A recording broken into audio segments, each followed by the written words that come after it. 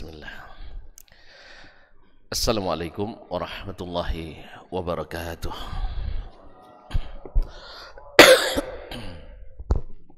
Alhamdulillahi rabbil alamin. Wabihi nasta'in ala umuri dunya wad din.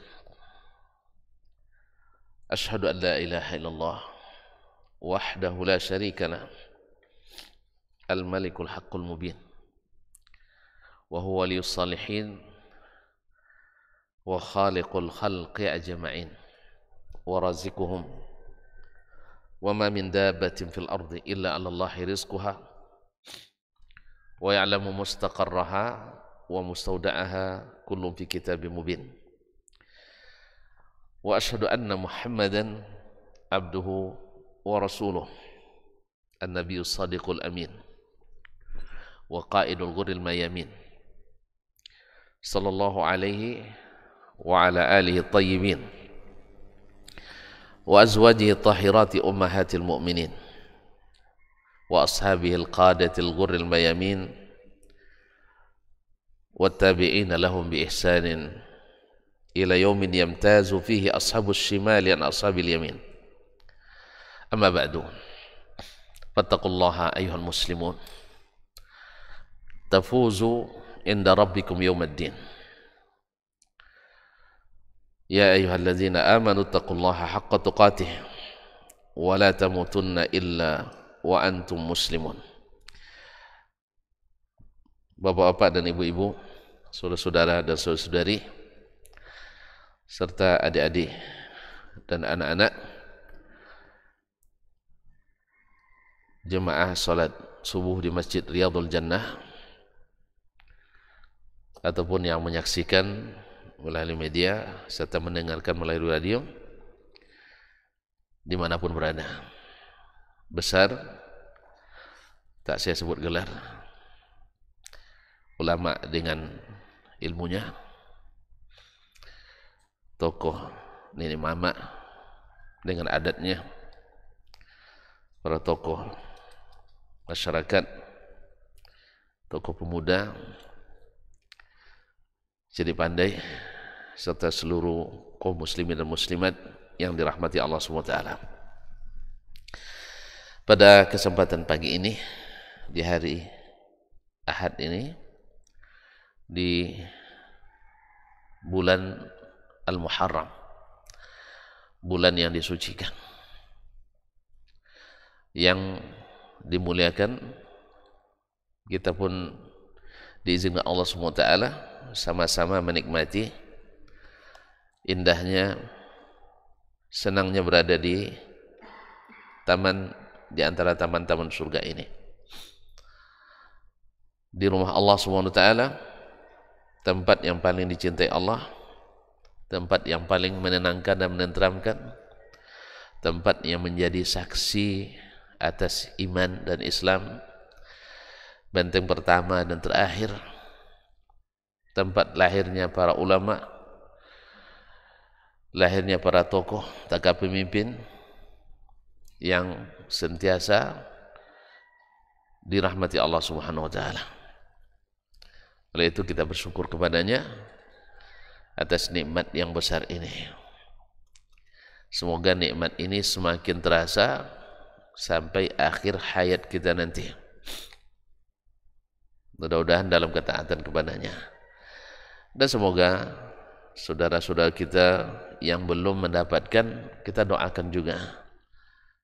Semoga mereka mendapatkan apa yang kita dapatkan,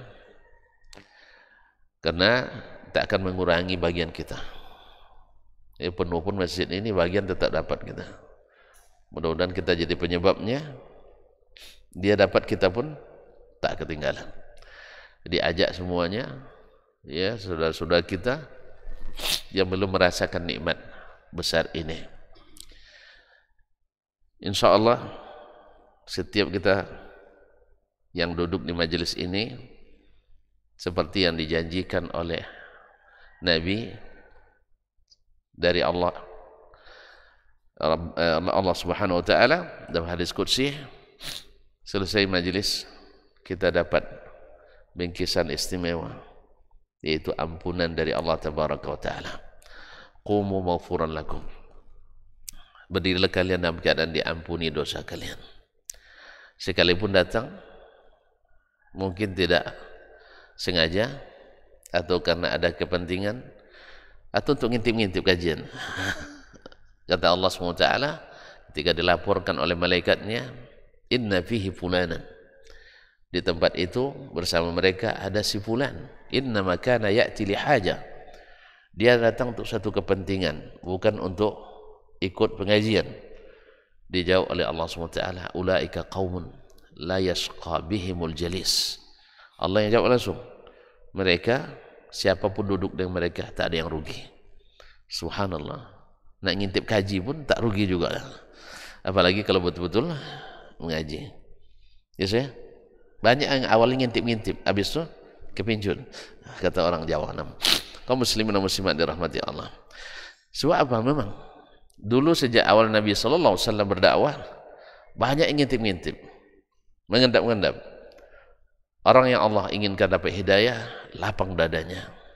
Tapi yang tidak, sempit pula dadanya. Semoga kita termasuk yang dilapangkan. Amin ya rabbal alamin. Salawat dan salam kepada baginda Nabi SAW. InsyaAllah di majelis ini, majelis salawatan, yang banyak salawat kepada Nabi SAW. Kenapa tidak? Karena namanya selalu disebut, dan ketika namanya disebut pasti kita tidak mau jadi orang bakhil.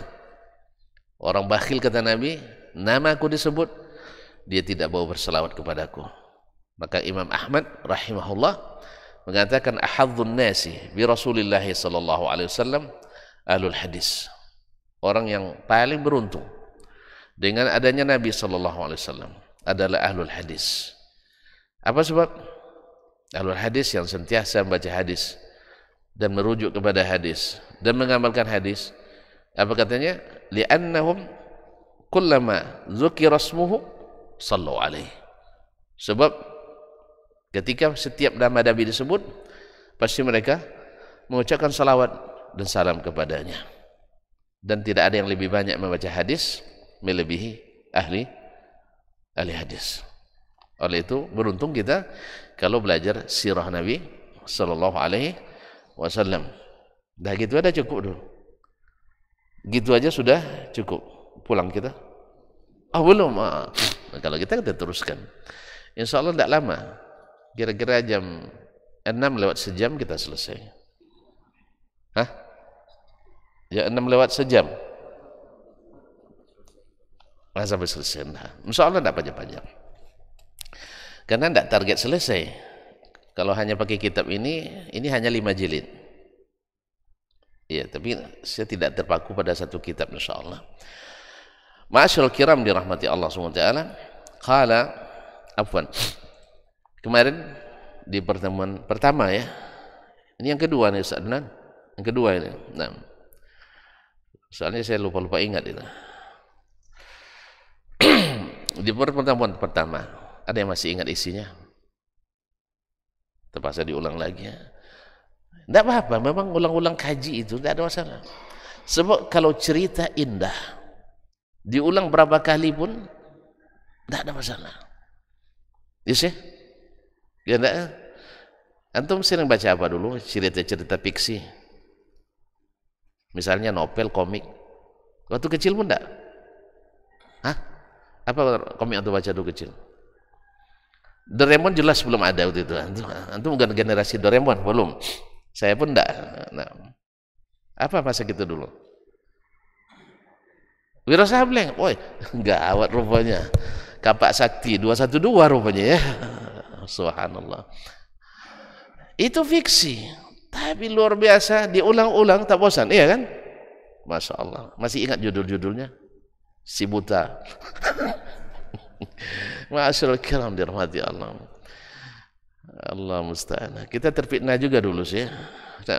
Kawan sekali sewa di tetangga asrama 1 tas.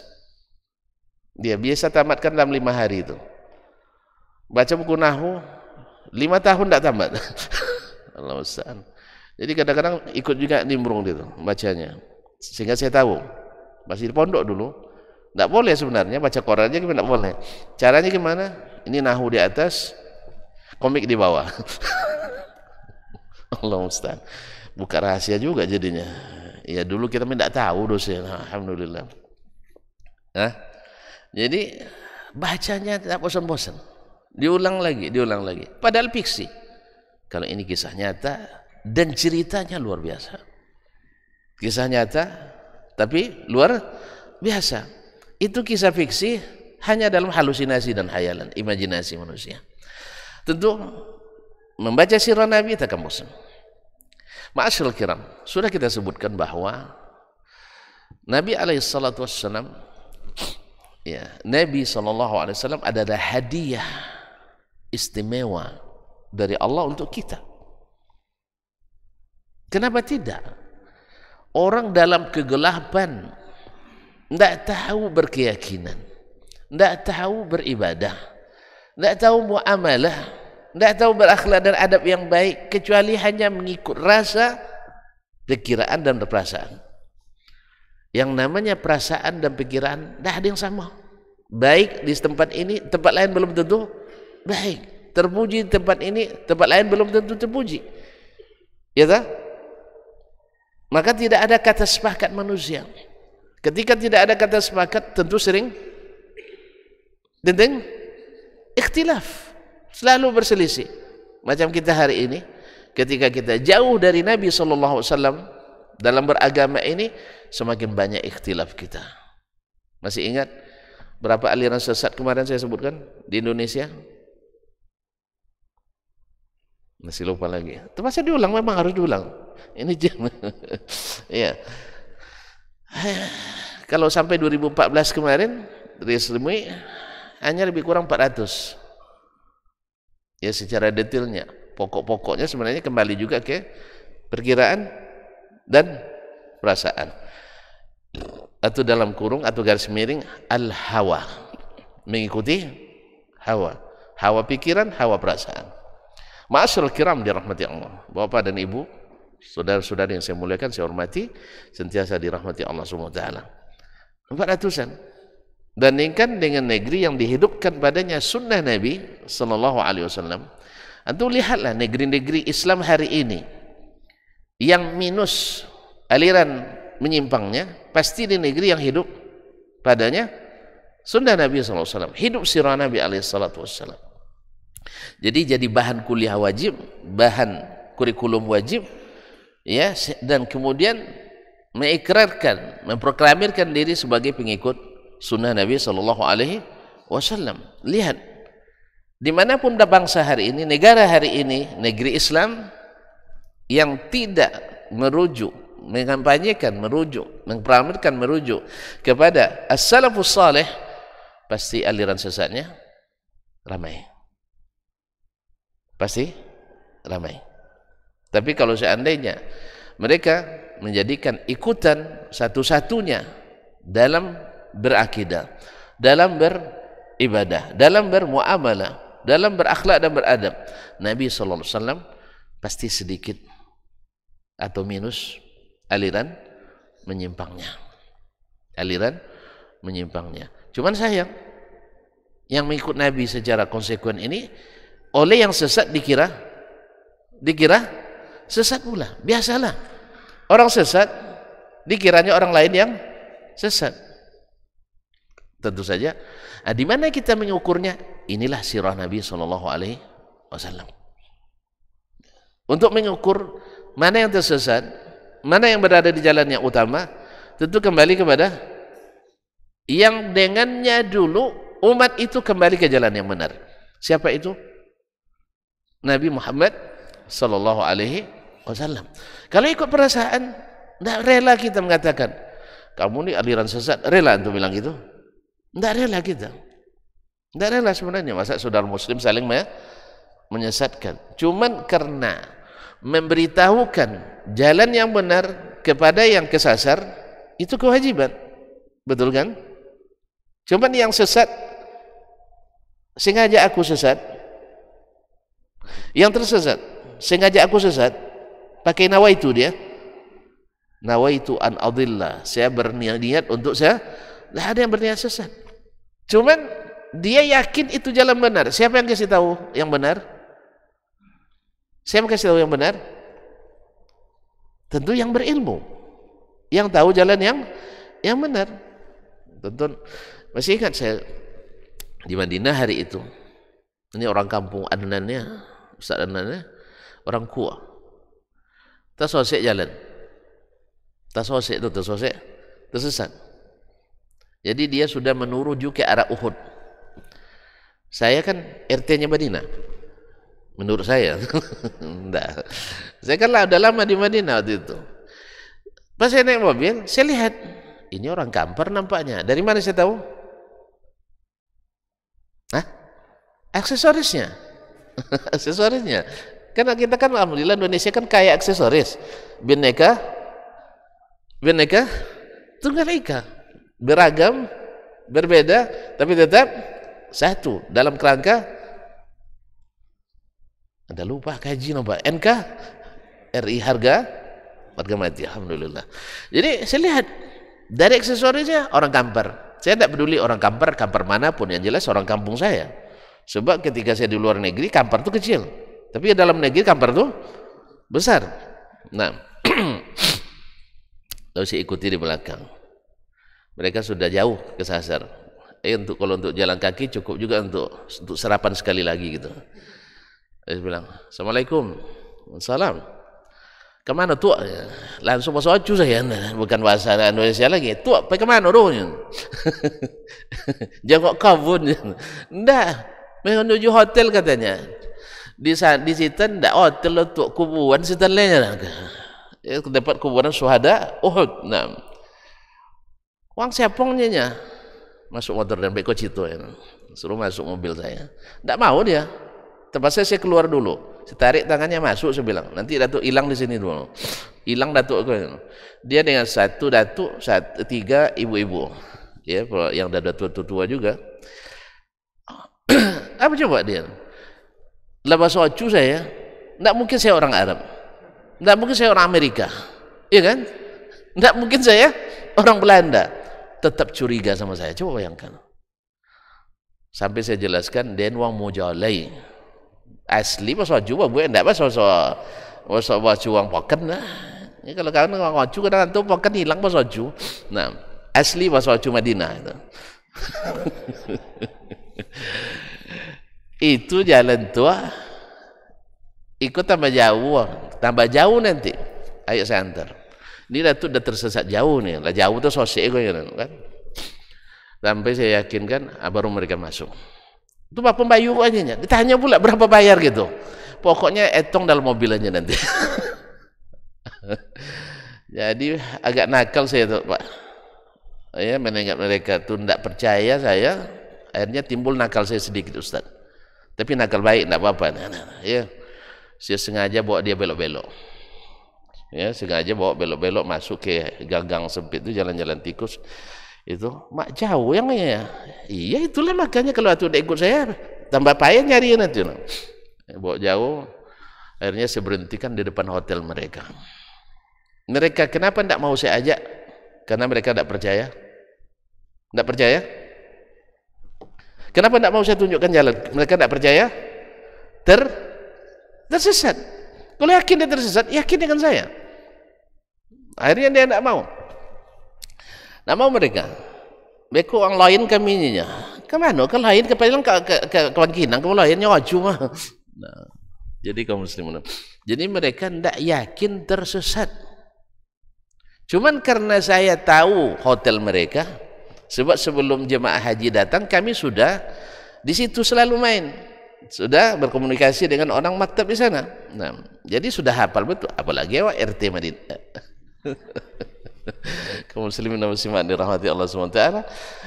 Karena saya yakin sesat, tentu saya tidak biarkan mereka pergi sampai dia mau. Ya, saya bawa mobil. Jadi karena dia tidak yakin sesat, maka saya terpaksa muter-muter. Sama juga orang sekarang kalau tidak yakin dia tersesat, ceramahnya sedikit muter muter-muter juga. Makanya kalau tonton lihat saya muter-muter ceramah gara-gara itu tuh.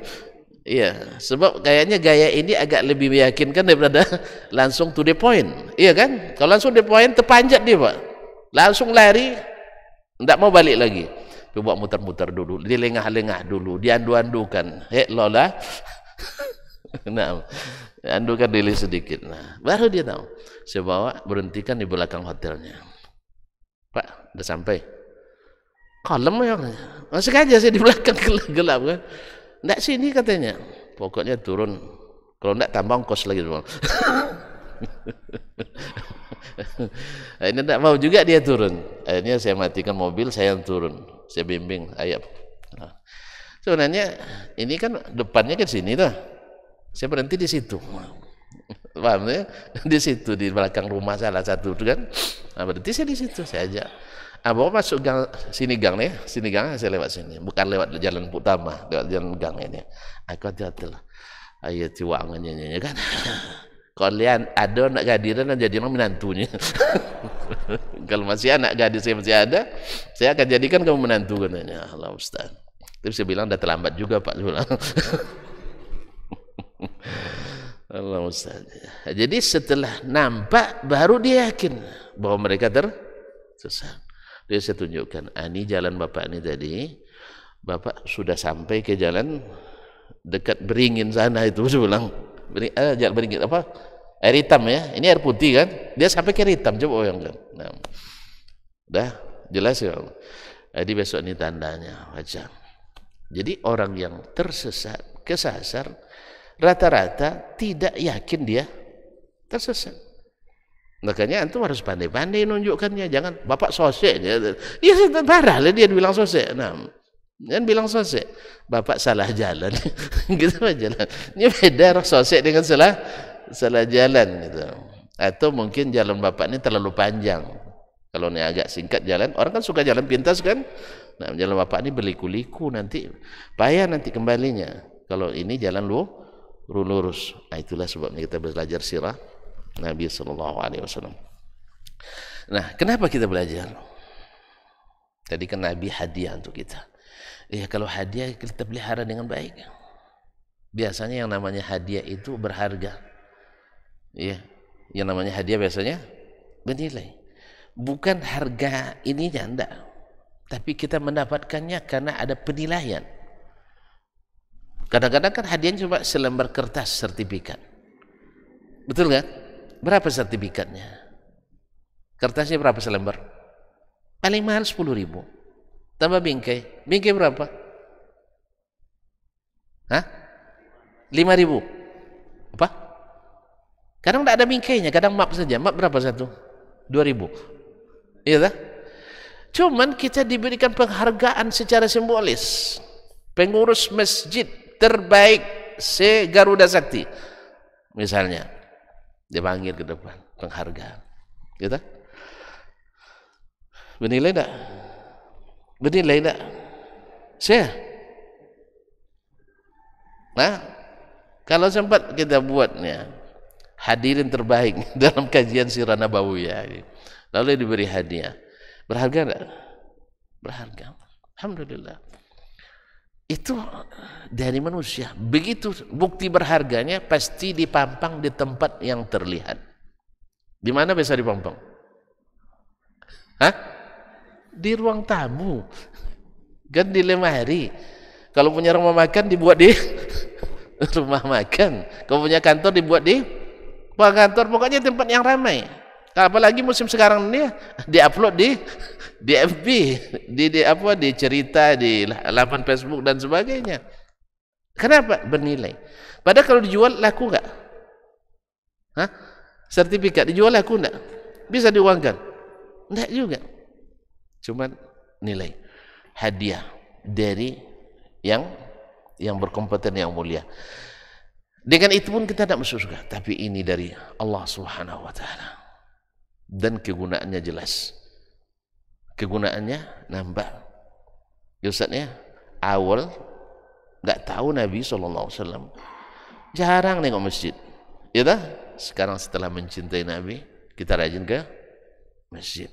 Kalau udah rajin ke masjid, tanda iman meningkat, tanda bahwa sholat kita insya Allah semakin baik. Kalau semakin baik, tanda amal lain akan mengikut. Tanda amal lain mengikut. Karena Nabi katakan, yang pertama dihisab hari kiamat adalah sholat. Bila baik sholatnya, baik amalan yang lain. Oh, ternyata kalau nak memulai baiknya amalan orang, dimulai dengan baiknya amalan salat. Allah yang katakan itu. Wa aqimis salata innas salata tanha 'anil fahsya'i wal munkar. Makanya kalau orang yang tidak salat, tidak boleh diberikan kekuasaan. Apa sebab? Dia kan tak ada kemungkaran yang dia takuti. Tidak ada kekejian yang akan dia hindari. Kenapa dia tidak salat? Dan apa yang terjadi hari ini kan salah satu contoh. Diberi kepercayaan besar pada orang yang tidak salat. Akhirnya apa?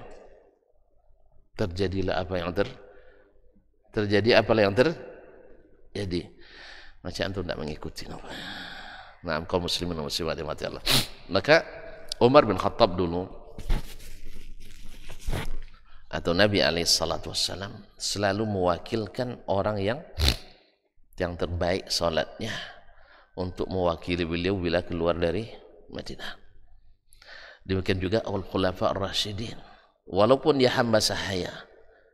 Apa maksud saya? Mantan hamba sahaya, bukan hamba sahaya, mantan hamba sudah merdeka, sudah dimerdekakan.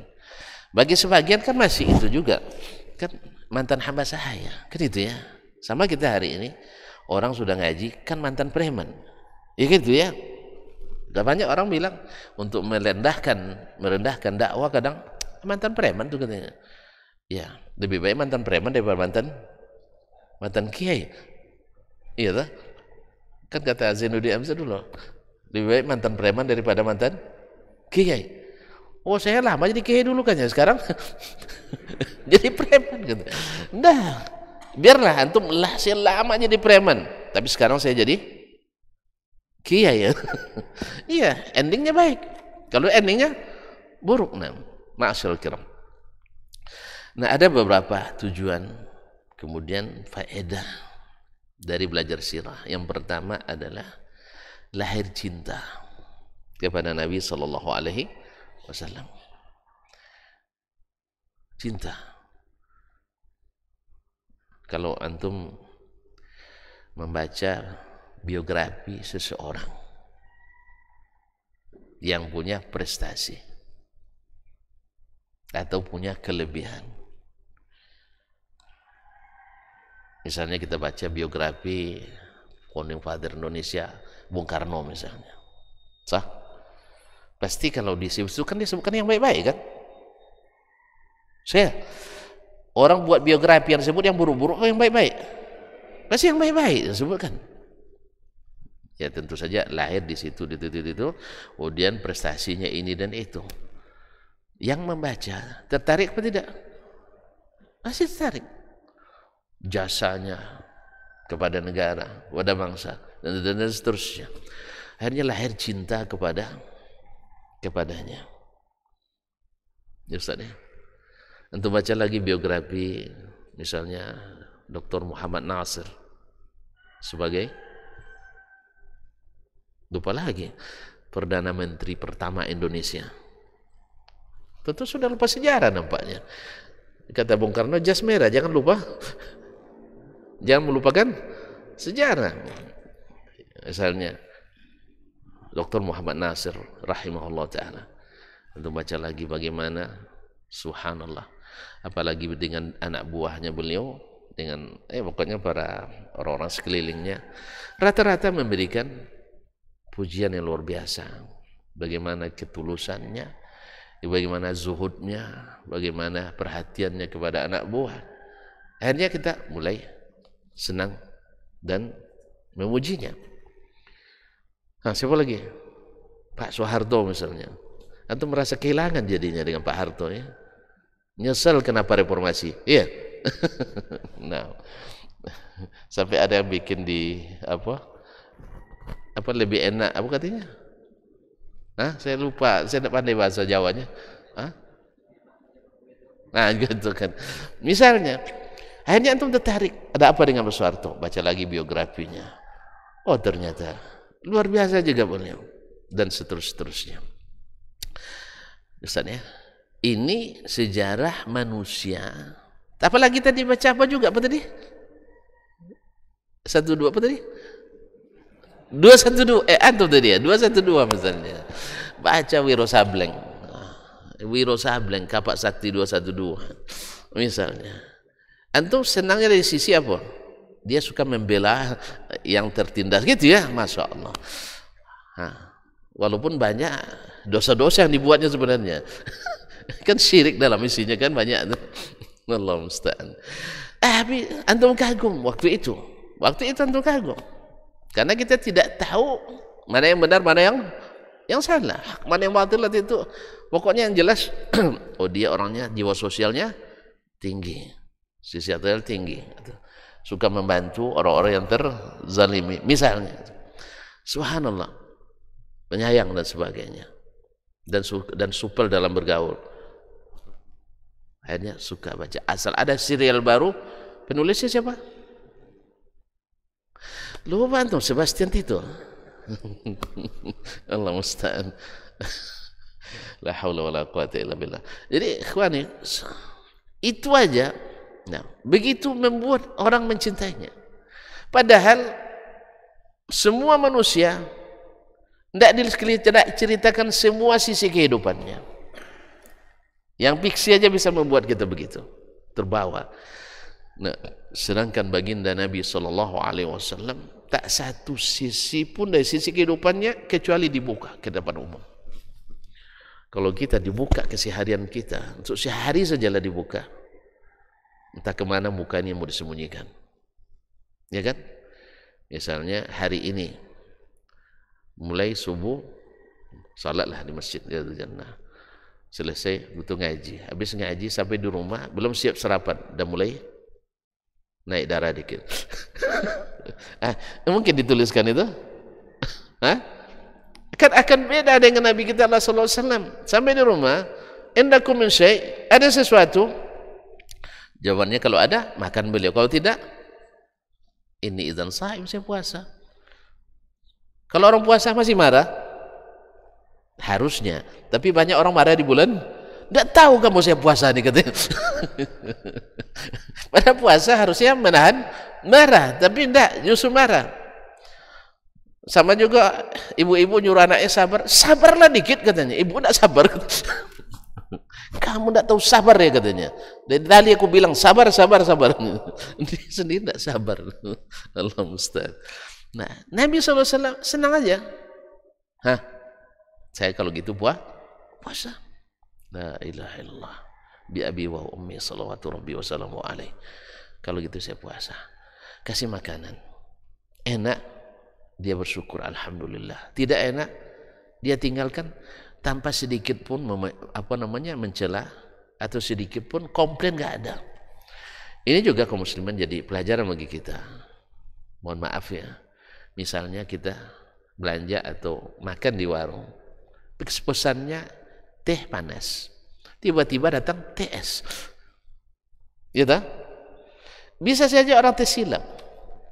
Kalau bagi saya, ini saya ya, karena Nabi SAW tidak pernah komplain makanan itu. Alasannya kan saya bayar kan, ini kan pembantunya. Ma'asyarul kiram, saya begitu aja lah, teh es dengan teh panas tidak jauh beda, bedanya es saja, keluarin aja es itu. Atau jarang minum teh es, sekali-kali minum teh es juga. Kalau enggak, bungkus, nanti sampai di rumah dipanaskan. Gitu aja kok repot. Daripada kita bilang, kamu enggak becus kamu, saya minta yang panas, kamu minta yang kasih yang dingin. Dia perasaannya sudah enggak enak, perasaan kita juga enggak enak, semua serba enggak enak. Sampai besok talak 3, saya tidak akan makan lagi di sini. Habis itu nyesal. Habis itu menyesal. Karena makanan terenak di situ. Nak balik lagi sudah talak 3. Makanya kalau nak itu kan talak jangan langsung 3 ya, 1 aja dulu. Iju coba. Jelas ya. Makanya marah itu jangan ikuti. Jadi Nabi alaihissalatu wassalam tidak ada makan enak bismillah alhamdulillah. Kalau tidak ya ditinggalin aja. Hanya itu yang bisa Nabi lakukan. Tidak suka dia bilang apa namanya, dia tinggalkan saja. Orang sudah tahu itu. Kalau tidak dimakan berarti nggak suka. Jangan seperti ada orang, kalau bahasa kaminya luwilaye, apa bahasa Indonesia, lurus tabung gitu.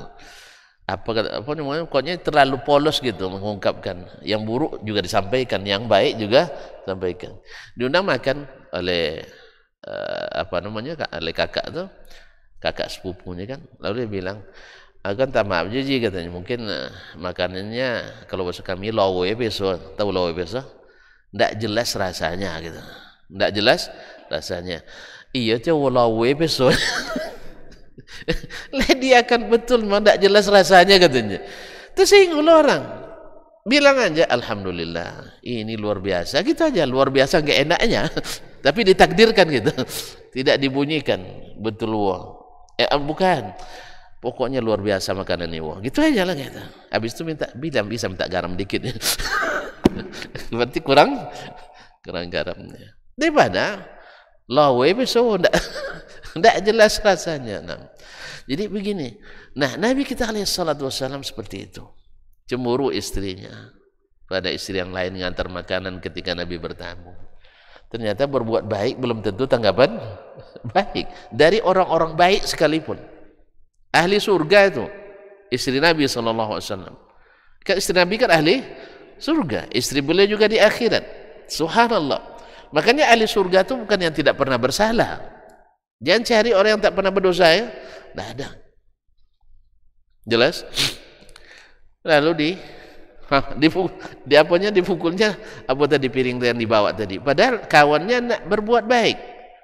Cuma takut cemburu. Wah, tidak di rumah dia pun dilayani, apalagi di rumah sendiri. Makanya sebagai istri juga harus pandai-pandai juga. Jadi ketika belum ada saingan, biar suami tidak cari saingan, layani mereka dengan baik. Ya, walaupun tidak lapar, duduklah bersamanya ketika makan. Kalau bisa piringnya pilih yang terbaik. Ini enggak, piring-piring yang bagus-bagus simpan tuh orang. Suami kasih piring plastik. Kayak makan kayak apa aja, bungkus dalam perjalanan kan. Nah, ini sebenarnya seni-seni seperti ini ya memang perlu khusus rumah tangga nampaknya kita minimal. Kalau enggak buat fakultas perumah tanggaan kayaknya.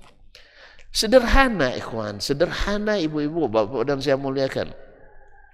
Tunjukkanlah perhatian supaya kawan tidak terpikir, wah kemarin kayaknya ketika makan di rumah si fulan, kan yang dipikir oleh antum kan, di rumah si fulan keluar piring-piring yang bagus gitu ya. Padahal saya datang tidak kasih tahu dulu, berarti memang gini setiap hari kan gitu kan. Tiba-tiba diajak makan, mereka sudah tersedia makanannya. Berarti bukan sengaja kan beda kan? Kalau saya mau datang nih, enggak. Pas kita datang, kami sedang makan, ayo langsung aja makan misalnya. Dilihatnya, waduh, gelasnya bagus, kayak raja dibuatnya. Itu ingat dia, Hana beli juga gelas kayak gitu, tapi keluarnya pas ada tamu aja. Pas saya makan enggak pernah dikeluarin. Berarti lebih mulia tamu dari saya. Akhirnya boleh dia nanya, istri antum orang mana sih katanya. Dikiranya orang mananya itu, oh istri saya orang misalnya orang suku ini gitu ya. Oh kalau gitu saya harus jadi istri yang suku. Akhirnya mulai dia pikir, malam udah gini tuh. Di mana kira dapatnya? Oh ingat, Ustaz Adnan tuh suku apa, suku itu dekatnya. Akhirnya udah mengenal. Bisa katanya mulai itu cerita. Jadi ibu-ibu juga harus pandai-pandai. Kaum muslimin dan muslimat dirahmati Allah SWT. Sebab ternyata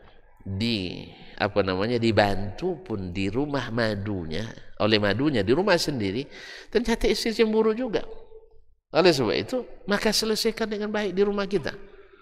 Iya. Tadi saya katakan, subhanallah, kadang-kadang memang laki-laki juga kayak gitu Ustaz. Antum senang kalau dibilang istri kayak gitu. Laki-laki juga kayak itu juga. Berapa banyak istri ajak kita ngomong, tapi karena urusan penting di HP, ini kalau telat apa namanya tidak dijawab ini sekian dan sebagainya, akhirnya kita abaikan juga istri kita. Ya sih, senang asyik membaca atau menulis, isi cerita tidak diperhatikan. Ada juga salah kita, bukan mereka aja, itu senang aja bilang salah istri, kita juga banyak salah. Allah musta'an. Pulang dah lambat-lambat terus, pergi sebelum subuh, pulang dah larut malam, kan salah kita juga. Nah, kalau terima balasan yang sama, siap-siap aja. Ma'asyarul kiram. Intinya, Nabi SAW semua kisah hidupnya dituliskan. Tadilah ketika istrinya cemburu, dipukul piring itu, jatuh dan pecah. Antum kalau punya istri kayak gitu, di depan sahabat-sahabat mulia, ada Abu Bakar, ada Umar, ada Utsman. Nah, antum dibuat istri kayak gitu di depan sahabat antum, gimana kira-kira? Ngamuk ya? Subhanallah. Tapi Nabi SAW, beliau hanya tersenyum, langsung bisa memaklumi, tak ada sumpah serapah keluar dari mulutnya, baik di depan teman-temannya maupun setelah balik lagi ke rumah istrinya yang tadi melakukan. Beliau hanya bilang, ganti ini. Dia hanya bilang pada sahabatnya, gharat ummukum, ibu kalian cemburu. Biasalah, yang namanya ibu-ibu cemburu, selesai. Supaya sahabat juga maklum. Sahabat pasti senyum-senyum diri. Itu belum seberapa tuh Pak. Itu belum seberapa tuh Pak Ustadz, katanya kan. Saya lebih dahsyat lagi katanya. Nah, itu. Iya kan, makan orang tuh tidak berkuah kan, kalau kita berkuah. Karpet yang baru saya beli hari raya Idul Adha kemarin dah tidak bisa pakai lagi gitu. Allah Ustadz. Iya mah tumpah gulai yang banyak kunyitnya di situ. Dicuci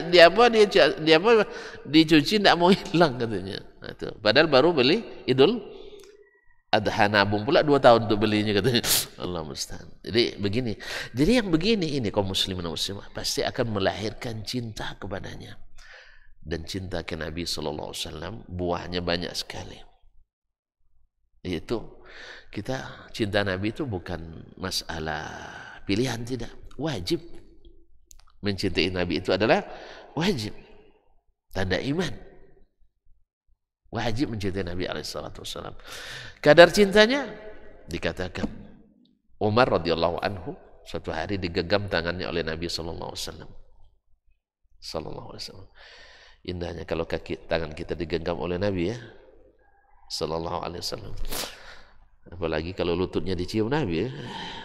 Tapi aja anak kecil dulu antum. Jangan jadi wali. Nah, kalau jadi wali nanti meremehkan Nabi gitu. Nah, kaum muslimin dan muslimat dirahmati Allah, kan ada yang klaim Nabi keluar dari kuburannya hanya sekedar mencium lutut guru. Innalillahi wa inna ilaihi raji'un. Banyak juga yang percaya tuh. Ya, banyak juga yang percaya.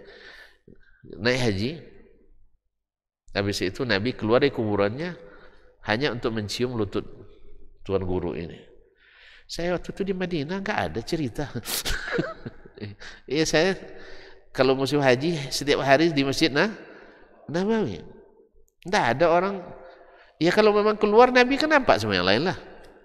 Ya kan? Pastilah heboh. Nabi keluar. Yang dicarinya seorang tuan guru dari Indonesia. Kira-kira jadi trending topik enggak ya? Jadi berita viral enggak? Hah? Jadi berita viral. Oh enggak, ini beda makomnya. Kalau beda makom enggak ikut lagi kita. Ya kita kan enggak makomnya, jadi beda lagi makomnya. Jadi kaum muslimin dan muslimat dirahmati Allah. Enggak, ini kisah nyata. Itu bukan, itu khurafat. Itu khurafat. Awal tiap hari dulu belajar di Masjid Nabawi itu sih. Antara maghrib dan isya baca hadis sampai tamat Sunan An-Nasa'i di situ dengan muhaddis Madinahnya Syekh Muhammad Abdul Muhsin Abbad, Syekh Abdul Razak. Ya. Tidak pernah pula keluar Nabi minimal cium jidat pun tak ada, apalagi cium lutut gitu. Kalau hanya karena salawat, tadi saya bilang tidak ada yang lebih banyak salawat kepada Nabi daripada ahli hadis. Berapa kali kita salawat kepada Nabi tadi? Setiap disebut namanya sallallahu alaihi wasallam. Ya sih? Kecuali ada salawat yang tak diajarkan Nabi, lalu kita dapatkan itu melalui wangsit. Bukan wahyu, wangsit. Dari siapa wangsit biasanya? Kalau wangsit syaitan. Nah, Kalau wahyu dari Allah. Kalau syaitan apa yang diajarkannya? Kalau syaitan apa yang diajarkannya? Syaitan dengan apa terkenalnya? Penipu. Tentu dia mengajarkan jurus tipu-tipu. Jurus tipu-tipu. Akhirnya micing dikit, datang Nabi. Baca selawat tertentu, datang Nabi. Ini jurus tipu-tipu. Sama dulu ada orang sakti juga, Buya, ya di satu daerah, hari hujan, jadi aki tidak berjalan kan, coba kalian membelakang, jangan tengok sini ya katanya, micing ya katanya. Kalau micing kan main, atau tidak pernah main micing semua, habis itu lari bersembunyi. Main apa namanya itu? Main umpet-umpetan ya. Jadi ngumpet-ngumpet itu artinya tipu-tipu. Ya, suruh micing dulu. Nabi dulu ketika datang mukjizat dia suruh sahabat micing dulu gitu. Atau membelakang enggak? Nah, demikian juga karamahnya para wali dulu juga tidak pakai micing. Kalau suruh pakai micing dia jurus tipuan.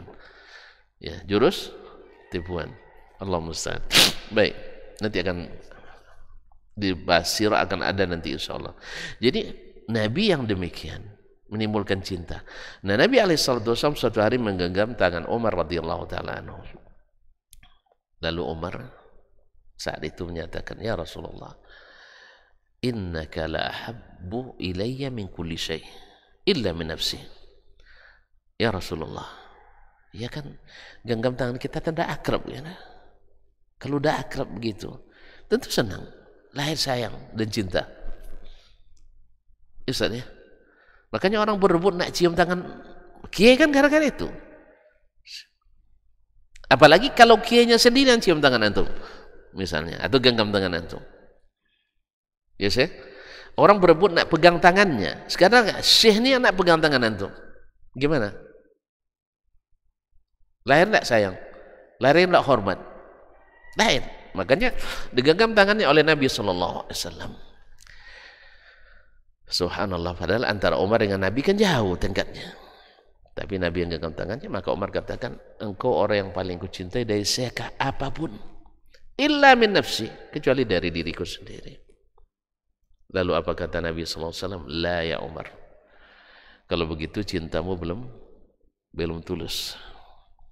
Kalau gitu cintamu belum sempurna. Hatta akuna ahabba ilaika min nafsik. Umar kan bicara tadi sesuai dengan kodrat sebagai manusia. Fitrah manusia pasti sayang pada dirinya lebih dari orang lain. Secara fitrah mesti kita mencintai diri sendiri dari orang lain. Kalau nak selamat tentu diri sendiri dulu. Tapi Nabi mengatakan ini bukan masalah cinta fitrah Umar, cinta syar'i. Cinta syar'i. Kalau fitrah ya dimaklumi, tapi syar'i. Nah, bertentangan fitrah dengan syar'i. Mungkin bertentangan? Ya tidak. Jadi ada nilai lebihnya dari sekedar fitrah. Fitrah Umar pasti mencintai orang yang mencintainya. Menggenggam tangan itu tanda mencintai. Iya tak? Antum tidak pernah jatuh cinta ketika kau mencintainya? Hah? Langsung boleh rambutnya, pasti genggam dulu tangannya. Ya, terasa diajarkan segala sesuatu nampaknya. Masyaallah kiram dirahmati Allah. Jadi cinta syar'i, bahwasanya belum sempurna cintamu sampai aku lebih kau cintai dari dirimu sendiri. Berarti cinta Nabi harus di atas cinta pada diri sendiri. Apa sebab? Karena cinta kepadanya menyelamatkan diri. Cinta ke Nabi menyelamatkan diri. Apa sebab? Nabi itu lebih dekat pada diri kita dari diri kita sendiri. An-nabiyyu aula bil mu'minina anfusihim. Nabi itu lebih dekat, lebih cinta, lebih utama pada diri orang beriman dari diri mereka sendiri. Nabi lebih sayang kepada kita dari diri kita sendiri. Nabi ngajak kita ke surga, Nabi ngajak kita orang saleh, kita sering mengajak ke neraka. Hawa kita menginginkan. Nabi bilang, jangan melenceng dari jalanku. Hawa kita, kalau saya tidak ikut jalan ini ya Rasulullah, saya ditinggalkan orang. Kan Umar ke resikonya ini musuh orang Quraisy kan? Teman-teman lamanya, sahabat-sahabat jahiliyahnya, semua sekarang bertentangan dengannya. Betul sih? Antum awalnya seorang, bukan antum maksud saya, hanya contoh aja, salah paham. Misalnya kita dulu biasa duduk berjudi kan, nah main topiok meja berjudi kan. Habis kita tahu, oh ternyata ini judi tidak dibolehkan oleh kekasih saya. Siapa? Allah dan Rasul sallallahu alaihi wasallam. Hawa saya, kalau saya tinggalkan judi, tentu kehilangan teman-teman penjudi. Sah? Mana yang lebih berharga? Nabi yang mengharamkan judi dari teman-teman penjudi? Nah, itu mulai ragu nampaknya. Kalau bicara realnya sekarang, rugi saya meninggalkan kawan-kawan tadi. Sebab bukan di bab judi saja saya di kelompok itu atau di komunitas itu disegani karena teman-temannya orang bagak-bagak, ya centeng-centeng. Biasanya suka berjudi kan orang bagak juga. Kadang-kadang pelindungnya orang bagak juga. Kan banyak backingnya orang bagak juga. Ya kadang judi adu ayam. Ada bapak ini, bapak itunya bapaknya, bapak-bapaknya yang bersini kan. Ada enggak? Hah? Macamnya sekarang kan ada judi yang dia bosnya kan. Antum enggak mengikuti, alhamdulillah. Iya kan? 303 masih ingat? Hah? Ternyata, ini pelindungnya ya, paham dia, masya Allah. Paham. Jadi banyak seperti itu. Antum ikut komunitas itu, baga antum. Ada yang nak mencoba memberantas itu. Woi, di mana? Sini ya, yang bintang. Sini ya. Nah, kecuali antum punya. Kalau enggak, takut enggak? Nah, merasa di komunitas itu, hawa antum menginginkan, enggak mungkin saya tinggalkan ini. Akhirnya padam lagi sinar iman tadi. Tapi kalau antum punya prinsip bahwa saya lebih cinta kepada Nabi dari manapun, apapun risiko saya siap. Seperti kata Zaid bin Daginnah, ketika dia ditangkap oleh orang-orang Quraisy, lalu dimutilasi hidup-hidup, potong telinganya. Apa kata mereka? Mau enggak kami lepaskan dan bawa Muhammad sebagai ganti di sini? Innalillahi wa inna ilaihi raji'un. Ya, jaminannya kamu selamat, Muhammad yang kami siksa. Apa jawabannya? Wallahi, demi Allah, saya tak suka Nabi kena duri di kakinya sedang saya santai dengan keluarga saya. Nabi kena duri di kakinya, saya santai di rumah. Itulah. Jangankan dia mau dibunuh, kena duri saja, saya selamat di rumah, saya tidak mau. Inilah cinta yang sesungguhnya. Oleh sebab itu, generasi sahabat yang mencintai Nabi lebih dari diri mereka, ujungnya apa? Seluruhnya anggota, seluruh generasi sahabat itu, yang sahabat ya, bukan kaum munafikin. Bukan yang hidup di zaman Nabi. Karena ada yang bilang as-salaf itu yang hidup di zaman itu semua. Enggak. Ya. As-salaf itu bukan yang hidup di zaman Nabi, enggak. Secara bahasa iya, yang dahulu hidupnya itu salaf namanya, yang belakang hidupnya namanya khalaf, enggak. Tapi disebut as-salaf jenis tertentu, yaitu yang setia mengikuti Nabi SAW. Kalau munafikin tidak. Mereka pembohong. Nah, ini nampak lain yang disimpan. Ini yang sahabat. Semuanya masuk surga. Tidak ada generasi yang seluruhnya masuk surga kecuali generasi as-sahabah. Apa sebab? Mencintai Nabi lebih dari mereka. sehingga mereka tidak mau menyimpang sedikit pun, sehingga terbukti dalam sejarah tidak satu pun sahabat yang terlibat aliran menyimpang dalam agama Islam. Tidak ada yang terlibat Syiah, tidak ada yang terlibat Qadariyah, tidak ada yang terlibat Murji'ah, tidak ada yang terlibat Khawarij. Semua mereka bebas dari segala yang non sunnah tadi. Adapun generasi setelahnya tidak. Makanya kita disuruh oleh Allah mengikuti mereka dengan baik supaya dapat hidayah. Banyak ayat yang menyuruh kita untuk mengikuti sahabat, ya. Apa sebab? Karena mereka di atas hidayah.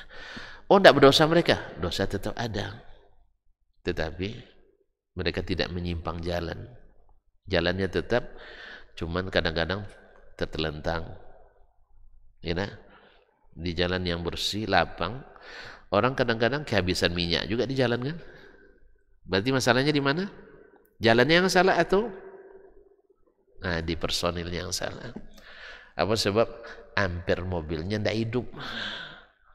Yang bawa tidak perhatian kepada minyaknya, tidak serius untuk ngisi minyaknya. Akhirnya mati mobil di jalan. Terlambat sampai atau cepat sampai? Terlambat. Makanya kalau antum posisinya sopir harus diperhatikan terus ini. Kalau enggak jangan jadi sopir. Demikian juga kadang pemimpin. Antum pemimpin tapi lari antum kencang. Antum jadi penunjuk kan, komandan, enggak nengok-nengok ke belakang. Rupanya orang dah tertinggal jauh. Segala keputusan ada di tangan kita. Kita harus pandai untuk menengok ke belakang. Orang ini dah sampai apa belum? Ini nanti pas makan, makanan kan dengan pimpinan banyak.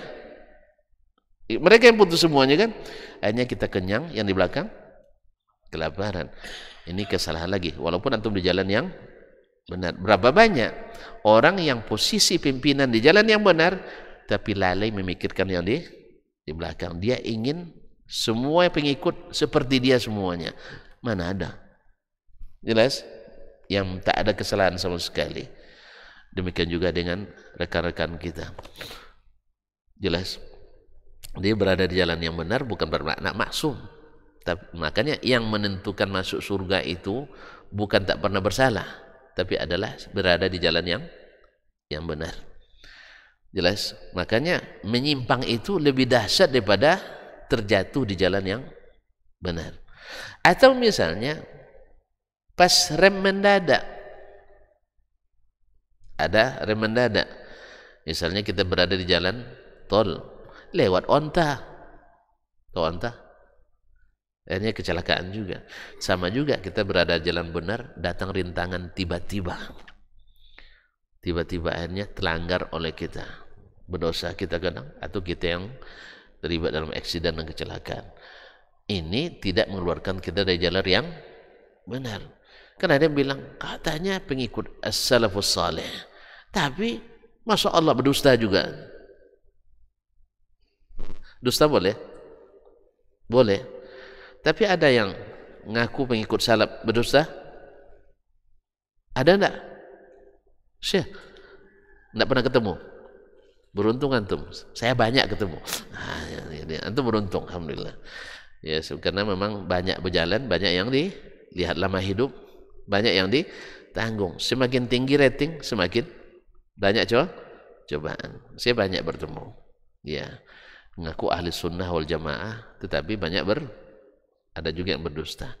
Tak sengaja entah tidak, atau karena ada sebab-sebab lain yang dalam tekanan kadang. Karena manusia kadang tidak tahan dengan tekanan, akhirnya dia terpaksa berbohong. Jelas? Jelas? Nah, Allah musta'an. Oleh sebab itu, yang penting ditentukan dulu antum di jalur yang benar atau tidak. Setelah itu berusaha untuk ibarat bawa mobil, periksa bannya, periksa olinya, periksa air radiatornya, periksa air apa namanya ini? Kipas? Enggak, apa namanya? Sweeper. Antum lupa juga. Jarang jalan jauh lupanya. Periksa businya, ya. Semuanya diservis. Kemudian kampas remnya, spionnya, semua lampu-lampu dan sebagainya, apalagi kalau jalan malam hari.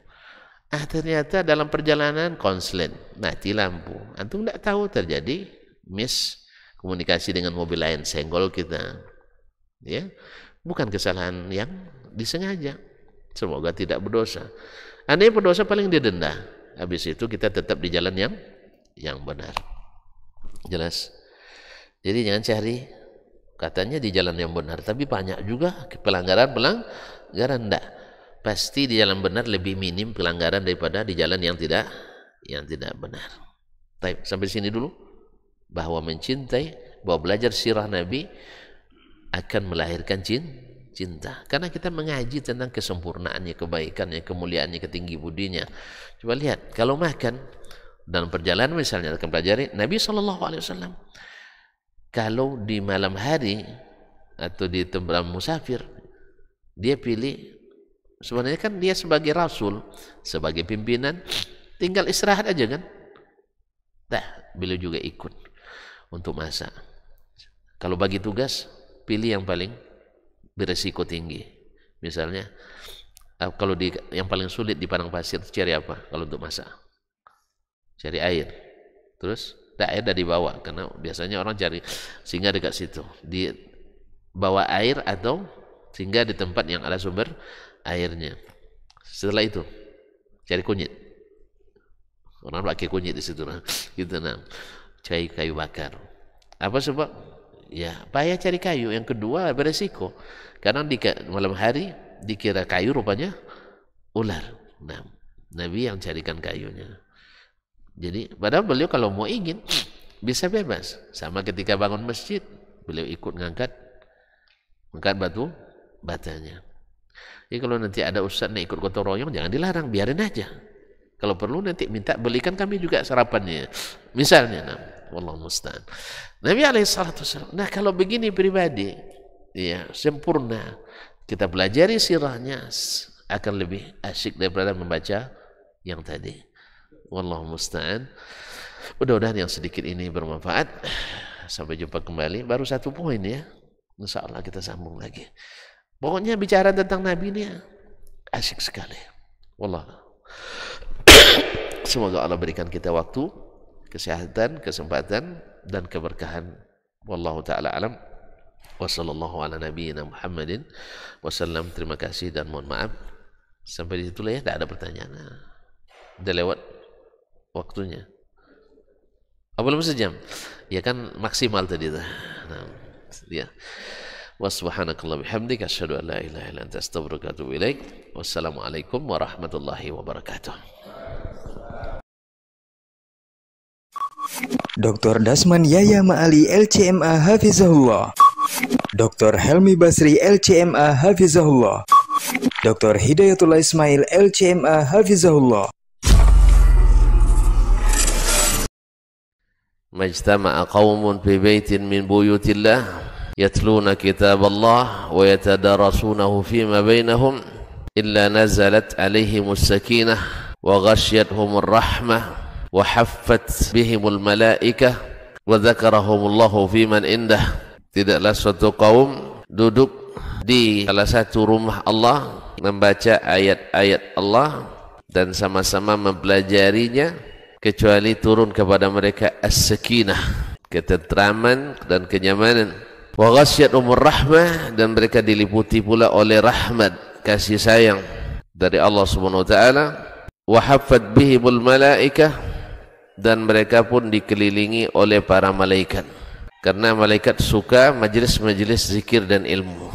Wa dzakarahumullahu fiman indah, dan Allah akan banggakan sebut-sebut mereka di kalangan malaikat-malaikat yang ada di sisinya, di masyarakat atas. Mudah-mudahan kita termasuk yang sering disebut-sebut di sisi Allah di kalangan para malaikat, dan di akhir majlis ini mudah-mudahan kita pula mendapatkan seperti yang tersebut dalam hadis qudsi, qumu maghfuran lakum, silahkan berangkat meninggalkan majlis ini dalam keadaan diampuni dosa-dosa kalian.